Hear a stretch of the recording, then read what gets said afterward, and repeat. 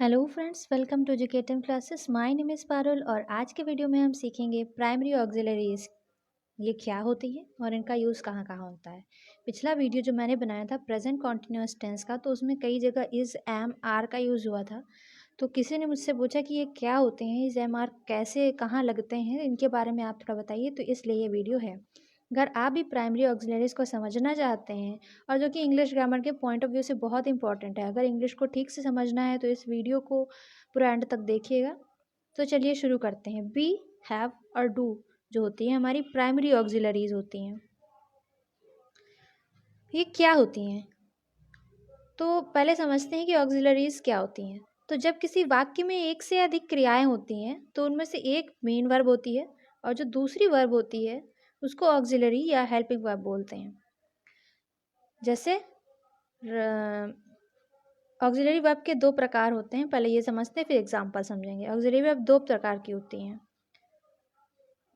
माफ़ कीजिएगा, यहाँ गलत लिखा है, यहाँ पे होना चाहिए था ऑक्सिलरी वर्ब्स, ठीक है।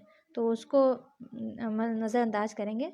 दो ये देखेंगे, प्राइमरी ऑक्सिलरीज और मोडाल ऑक्सिलरीज। ऑक्सिलरी वर्ब जो होती हैं वो मेनली टू टाइप्स की होती हैं। प्राइमरी ऑक्सिलरी और मोडाल ऑक्सिलरी दोनों को मिला करके 24 होती हैं। तो प्राइमरी ऑक्सिलरी बी, डू और हैव होती हैं और इनके अपने आप में बहुत सारे फॉर्म्स होते हैं। और मोडाल ऑक्सिलरी वो है होती हैं जो मूड को दिखाती हैं, किसी भी सेंटेंस का मूड क्या है। अब मोडाल ऑक्सिलरी क्या होती हैं उनके बारे में डिटेल में हम अलग से वीडियो बनाएंगे, उसमें समझेंगे। फिलहाल हम प्राइमरी ऑक्सिलरीज की चर्चा करते हैं। चलिए शुरू से शुरू करते हैं। प्राइमरी ऑक्सिलरी, ये जो प्राइमरी ऑक्सिलरी है मेनली तीन होती हैं, बी, हैव और डू। बी में तीन होती हैं, इज बी में पांच होती हैं, इज, एम, आर, वॉज और वर। इसमें से इज, एम, आर प्रेजेंट के लिए यूज होती हैं और वॉज और वर पास्ट के लिए यूज होती हैं।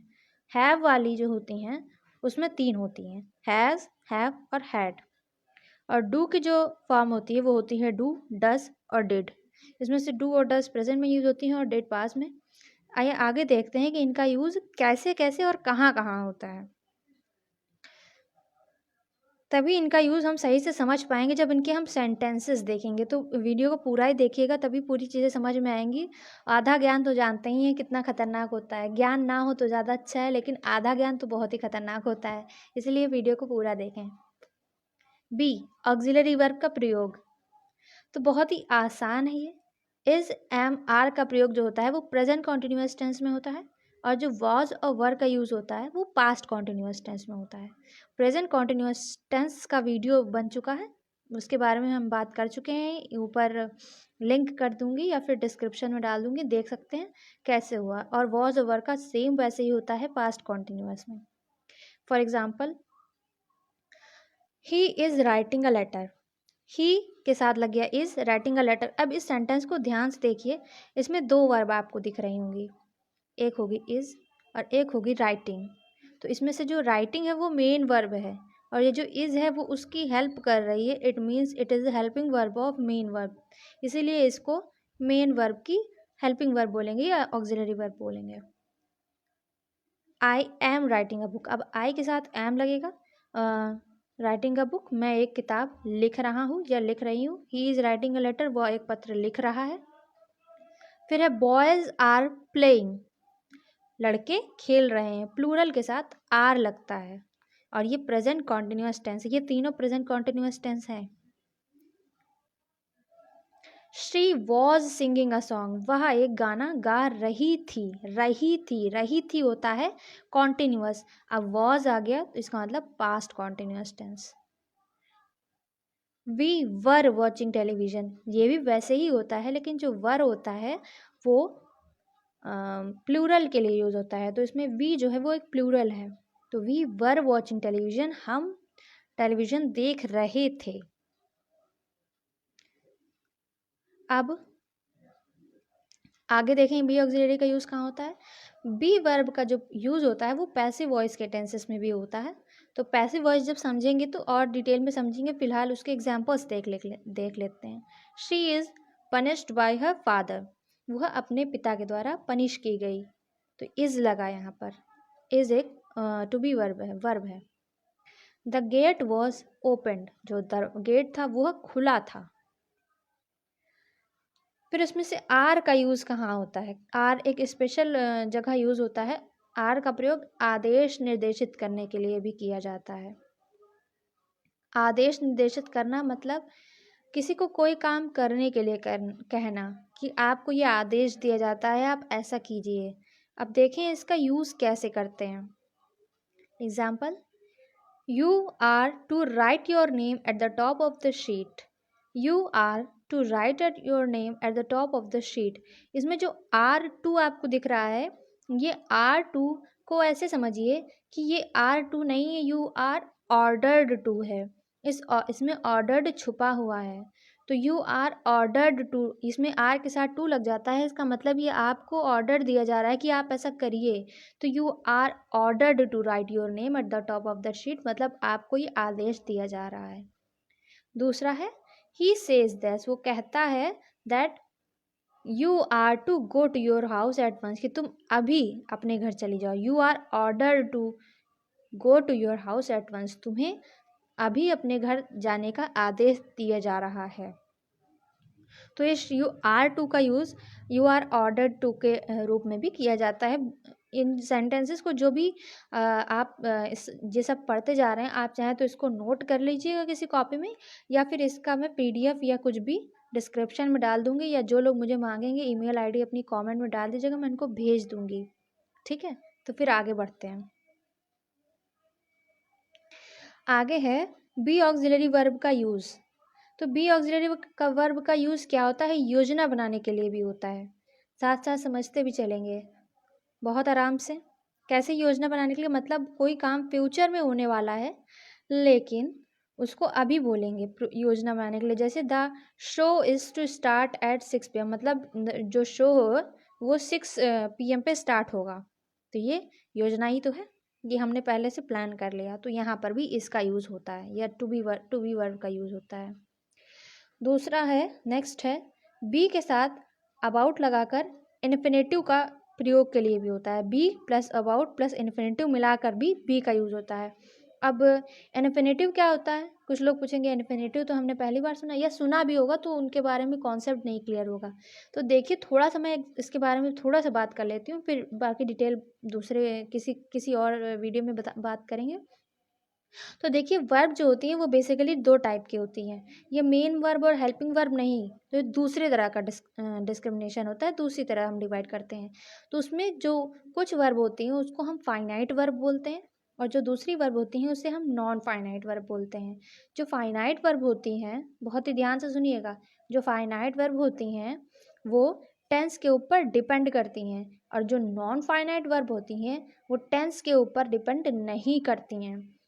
तो ये जो नॉन फाइनाइट वर्ब होती हैं इसमें भी अपने कई हिस्से होते हैं। जैसे आपने सुना होगा gerund, infinitive, participle. Gerund, infinitive, participle, तो उसमें से एक इन्फिनेटिव जो होती है वो एक नॉन फाइनाइट वर्ब होती है। ठीक है। और अबाउट, अबाउट क्या होता है? जब किसी भी वर्ब में हम अबाउट लगा देते हैं तो वो काम होने वाला होता है। जैसे कोई काम हुआ या हो रहा है, और अबाउट लगा देना इसका मतलब कोई काम होने वाला है। अब देखिए कैसे इन्फिनेटिव के साथ अक्सर करके टू लग जाता है। अब इसको समझते हैं कैसे। Example, Ram is about to go. अब आप समझ गए होंगे, Ram is about to go, about का मतलब जाने वाला है। Ram is about to go, यहाँ पे इसका यूज हुआ। Sheela is about to come, about to come मतलब शीला आने वाली है। अब इस अबाउट टू को आप अपने डेली लाइफ में इस्तेमाल करने लगेंगे अगर, तो आपको ये याद भी हो जाएगा। जैसे I am about to leave या I am about to go, तो ऐसे ही याद हो जाएगा। अब आगे देखते हैं। अब हैव, हमने बी के फॉर्म्स पढ़ लिए, अब हम हैव ऑक्सिलरी वर्ब का यूज़ देखेंगे। ये जो हैज़, हैव और हैड का यूज़ होता है ये मोस्टली परफेक्ट टेंसेस में होता है। सारे परफेक्ट टेंस, जो 3 मेन परफेक्ट टेंस होते हैं, present perfect, past perfect, future perfect, और जो परफेक्ट कॉन्टिन्यूअस होते हैं 3, उनमें कैसे कैसे शुरू से शुरू करते हैं। प्रेजेंट परफेक्ट में देखिए, हैज़ और हैव प्रेजेंट में यूज़ होता है, और हैड जो है पास्ट में यूज़ होता है। Ankit has written a letter. Present perfect में हैज़ के साथ, हैज़ या फिर हैव के साथ वर्ब की थर्ड फॉर्म लगती है। तो Ankit has written letter, Ankit ने एक पत्र लिखा। We have finished this work, हमने अपना काम पूरा किया। वी प्लूरल है इसलिए हैव लगा। आई हैव कॉल्ड हिम, मैंने उसे बुलाया। अब कॉल्ड जो थर्ड फॉर्म लग गई और have, I have called him, मैंने उसे बुलाया। यू हैव स्लेप्ट, तुम सोए। अब यू के साथ भी हैव लग गया। आई और यू के साथ भी हैव ही लगता है, वो प्लूरल नहीं है फिर भी। फिर है present perfect continuous tense. Present perfect continuous tense में प्रेजेंट परफेक्ट टेंस से केवल और केवल इतना अंतर होता है कि हैज़ और हैव के साथ बीन एक वर्ड होता है वो आ जाता है, और बस उसके साथ ही चलता है। उसमें कोई टाइम ज़रूर दिया होता है, उस प्रकार के सेंटेंसेस को पहचानने का तरीका है, उसमें कोई टाइम ज़रूर दिया होता है। जैसे you have been working since morning, कि तुम सुबह से काम कर रहे हो, ये प्रेजेंट परफेक्ट टेंस में है। अगर इस हैव की जगह पर हैड आ जाए तो ये पास्ट परफेक्ट में हो जाएगा, पास्ट परफेक्ट कॉन्टिन्यूस में हो जाएगा। दूसरा है I have been playing for 2 hours, मैं 2 घंटे से खेल रहा हूँ। तो ये भी प्रेजेंट परफेक्ट कॉन्टिन्यूस आ गया। तो कॉन्टिन्यूस परफेक्ट कॉन्टिन्यूस में हैज़ और हैव के साथ बीन लग जाता है। आगे देखेंगे हैड या फिर हैड बीन, इनका यूज़ कहाँ होता है? पास्ट परफेक्ट में या पास्ट परफेक्ट कॉन्टिन्यूस में। एग्जाम्पल से सबसे पहले past perfect tense. Past perfect tense में कैसे? Ankur had already done this work, Ankur ने यह काम पहले ही कर लिया था। पास्ट परफेक्ट टेंस, ये अंकुर काम पहले ही कर चुका था, तो हैड लगा इसमें। We had already heard the news, हम यह खबर पहले ही सुन चुके थे, तो पास्ट परफेक्ट में यहाँ हैड लगा। Past perfect continuous tense, past perfect continuous tense में कुछ नहीं, इस हैड के साथ बीन लग जाता है और एक टाइम गिवन होता है, जैसे प्रेजेंट परफेक्ट कॉन्टिन्यूअस में था हैज़ और हैव, बस उस हैज़ और हैव की जगह हैड हो जाएगा। वी, आई और शी, इसमें हैज़ और हैव तो होता नहीं, और हैड जो होता है वो सब में लगता है, चाहे सिंगुलर हो चाहे प्लूरल हो, हैड सबके साथ लगता है, चाहे वी हो या आई हो या शी हो। Had been playing football since morning, हम सुबह से फुटबॉल खेल रहे हैं, या मैं सुबह से फुटबॉल खेल रहा हूँ, या वह सुबह से फुटबॉल खेल रही है, तीनों में हैड लग जाएगा। आगे देखते हैं। फिर है विल या शैल के साथ, ये फ्यूचर की बात आ गई। विल या शैल के साथ हैव लगा देंगे तो वो फ्यूचर हो जाएगा। जो हैज़ और हैव जो है प्रेजेंट में लगा था, उसमें से केवल हैव, हैज़ नहीं, केवल हैव लेंगे और उसको विल या शैल के साथ यूज़ करेंगे। Example future perfect tense. Future perfect tense में क्या होता है? विल हैव यूज होता है, जैसे दे विल हैव गॉन, वे जा चुके होंगे। We will have done this work by then, हम उस समय इस समय अपना काम कर चुके होंगे, ये फ्यूचर की बात है। अब फ्यूचर परफेक्ट कॉन्टिन्यूअस टेंस क्या होते हैं? इसमें भी वैसे ही होता है, बस इसमें भी बीन लग जाता है। बीन जैसे हर परफेक्ट कॉन्टिन्यूअस में बीन है, वैसे इसमें भी बीन लग जाता है और एक टाइम दिया होता है। तो वी शैल हैव बीन, अब वी विल हैव बीन भी हो सकता है, वी शैल हैव बीन। और शैल जो है मॉडर्न इंग्लिश में यूज़ कम होता है, लेकिन एक्चुअल यूज़ कर सकते हैं। आई और वी के साथ शैल लगना चाहिए, लेकिन अब लोग विल लगाते हैं। We shall have been travelling for 2 days at this time tomorrow, अब इस समय कल हम 2 दिन से यात्रा कर रहे होंगे। At noon Hamid will have been singing for an hour, दिन में हामिद जो है 1 घंटे से गाना गा रहा होगा, विल हैव बीन। आगे हैज़, हैव और हैड के साथ टू कब लगता है? देखिए किसी भी हैज़ और हैव और हैड के साथ जो टू लगता है तो वो कोई काम को करने की विवशता प्रकट करता है। जैसे हमें ये काम करना ही लग जाता है, जैसे, ठीक है। एग्जाम्पल देखते हैं। इसमें कोई टेंस से हमें मतलब नहीं है, टेंस कुछ भी हो सकता है, जैसे I has to be there by 9 o'clock, I has to be there by 9 o'clock। अब आप देखिए मेरे साथ रीड भी करेंगे ऐसे ही जैसे मैं रीड कर रही हूँ, ताकि इंग्लिश केवल ग्रामर जानने से तो कुछ नहीं होता ना, स्पीकिंग भी आनी चाहिए। तो इसको इसी तरह रीड करना जैसे हम रीड कर रहे हैं आपके लिए। I has to be there by 9 o'clock, मुझे वहाँ 9 o'clock पे होना ही है। दूसरा, you have to be there by 9 o'clock, तुम्हें वहाँ 9 बजे तक होना ही होना है। नेक्स्ट है आई हैड, अब ये हैज़ और हैव तो प्रेजेंट में हो गए, और हैड जो है पास्ट में है, मतलब कि होना था लेकिन हो नहीं पाए।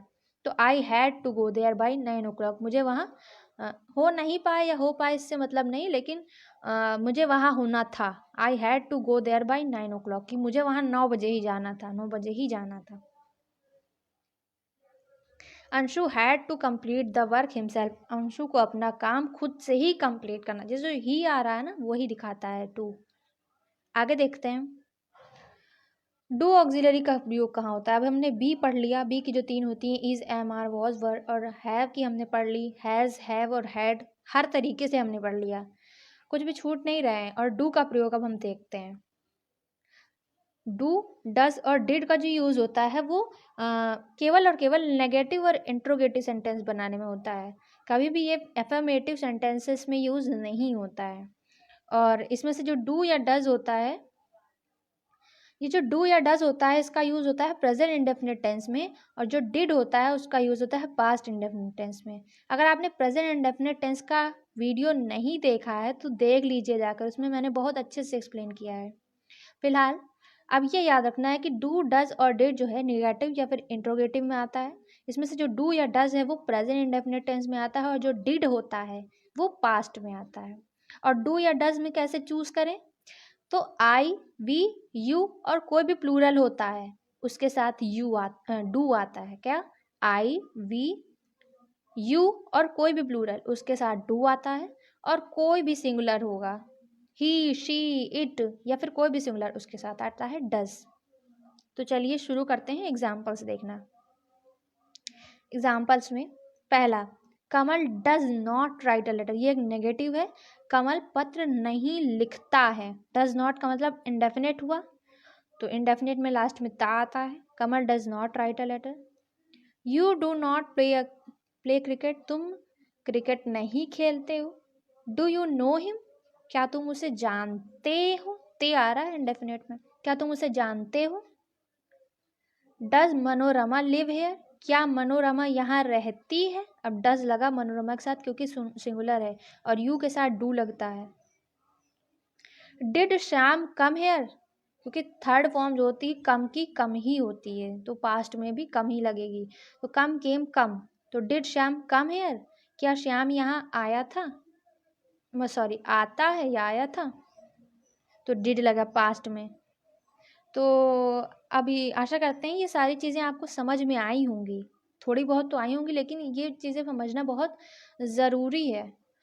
लेकिन बी, डू और हैव की ऑक्सिलरी के अलावा और भी कुछ यूज़ होते हैं। देखिए क्या, बी, डू और हैव जब मेन वर्ब के साथ होते हैं, जब मुख्य क्रिया के साथ होती हैं, तो उनकी सहायतार्थ प्रयोग किए जाते हैं, मतलब उनकी हेल्प के लिए प्रयोग किए जाते हैं, तब ही इन्हें ऑक्सिलरी कहा जाता है।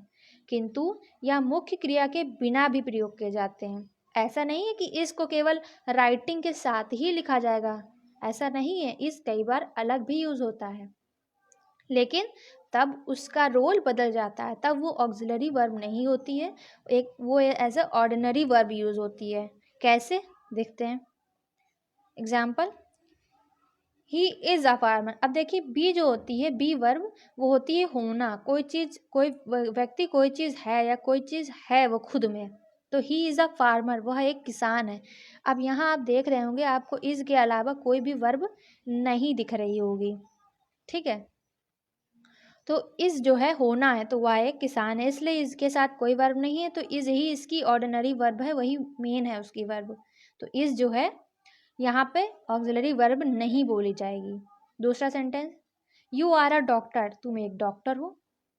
रमेश हैज़, अब हैज़ का मतलब क्या होता है, होना, किसी के पास कुछ होना, तो Ramesh has a new car, तो रमेश के पास एक नई गाड़ी है। Vinod had a grand house. अब हैड का मतलब पास था, क्या था उसके पास? Vinod had a grand house, Vinod के पास एक बड़ा घर था। यू डू योर वर्क, तुम अपना काम करो, ठीक है। तो ये भी यूज़ होते हैं बी, डू और हैव के। ऐसा मत सोचिएगा कि ये केवल ऑक्सिलरी हैं। ऑक्सिलरी ये तभी कही जाती हैं जब एक मेन वर्ब के साथ आती हैं, ऐसे ये ऑर्डिनरी वर्ब होती हैं। और आपको शायद ये समझ में आया हो, नहीं आया गया होगा, नहीं आया होगा तो वीडियो देखिए कि मैंने बहुत मेहनत करके बहुत अच्छे से छाँट करके केवल की पॉइंट इसमें लिखे हैं। अगर आया हो तो ये आपके लिए होमवर्क है। फिर in the blanks with correct form of auxiliary verb given in the bracket, मतलब ये कुछ फिर इन द ब्लैंक्स हैं, इसमें आपको देख देख करके फिल करना है।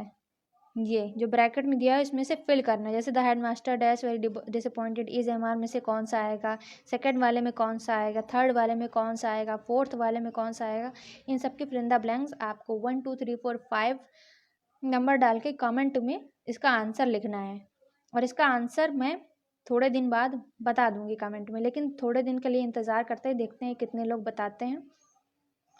और अगर बता लेंगे तो इसका मतलब आप चीज़ें समझ गए हैं और ये आपके आगे ग्रामर के कोर्स के लिए बहुत ही हेल्पफुल होने वाली है, क्योंकि ये बहुत ही कॉम्प्लेक्स चीज़ें हैं, बेसिक है मगर समझ में नहीं आती है, कोई समझाता नहीं है ठीक से। तो आज का वीडियो देखने के लिए थैंक यू सो मच। अगर वीडियो पूरा देखा है तो बहुत सारा थैंक यू, और चैनल को सब्सक्राइब करते हुए जाइएगा अगर वीडियो समझ में आया है। और बेल आइकन दबाना नहीं भूलिएगा, क्योंकि बेल आइकन दबाएंगे तभी मेरा वीडियो आप तक पहुंचेगा, नोटिफिकेशन आएगा आपको, तभी वापस आ पाएंगे, वरना मेरा वीडियो आएगा आपको पता नहीं चलेगा। Thank you so much for watching, bye bye.